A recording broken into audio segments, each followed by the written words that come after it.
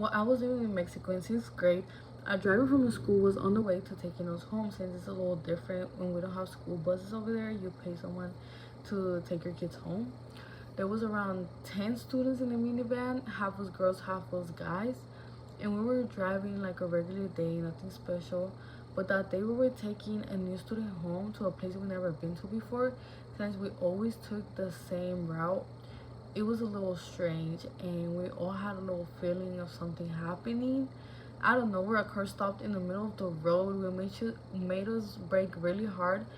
One of the girls, the new girl, did not have her seatbelt on, which made her hit herself in the head with the seat in front of her, and she fell unconscious. We were all really scared, and we started to rush to the hospital. A lot of people seen us rushing and cutting them off in lines of traffic. They thought we were being rude, so they flipped us off. They yelled at us, and since there was a lot of traffic, we tried to conversate with them, explain to them the situations, but there were some that would just not care and some that would actually let us go through. As we arrived to the hospital, there was actually some cars that stopped by to apologize to us and to tell us that they were really sorry that they didn't let us go through, and they didn't really understand the situation that was happening. So according to the University of Texas at Austin, last access on February 14, 2020, when something bad happens to someone else, subjects blame that same person's behavior to their personality 65% of the time. While when something bad happens to them, they blame themselves only 44%. Today we're going to learn about attribution error. We'll be discussing what attribution of error is, what causes it, and how to overcome it. First, let's talk about what attribution of error is. Attribution of error is when in our minds we take someone's personality based on their actions, even if we understand where they're coming from or the situation they might be going through. But if it was us in that situation, we would excuse ourselves because we have our reasons.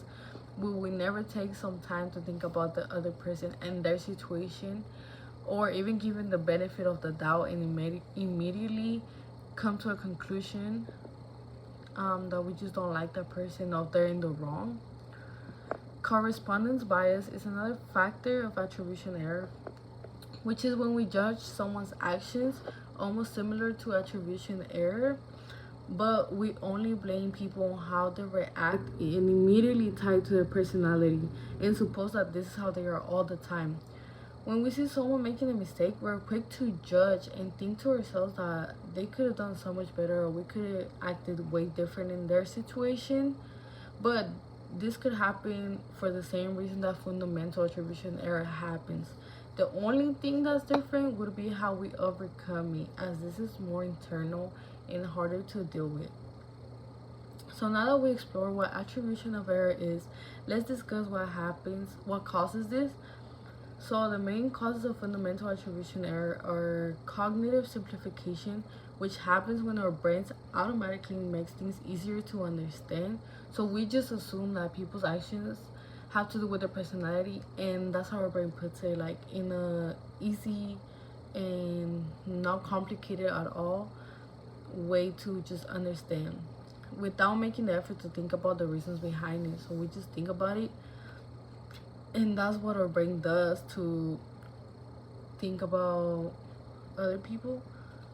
Culture also affects in this. It was shown in a social experience by National Center of Biotechnology, where an American farmer and a New York City-based nurse recently immigrated from the Philippines.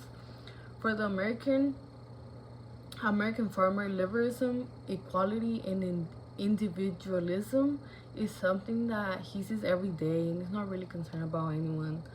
As for the nurse that immigrated from the Philippines, she's more self-conscious about all her decisions.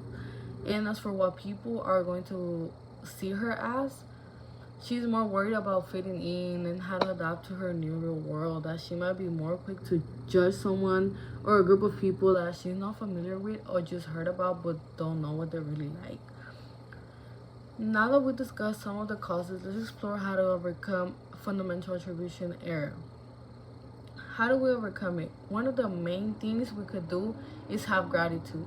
Think try thinking of good things that this person has done or positive things that you see about this person, and try to not judge only the bad actions that they've done but also the good ones, and try to understand their situation and the different atmosphere that they might be in or the stuff that they might be going through.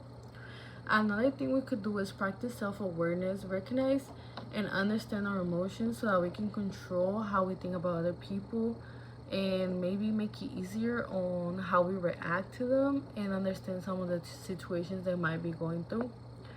And just try to ask yourself, if you were in a bad situation, how would you react, and try to be patient with yourself and also with other people. So today we learn about attribution fundamental error.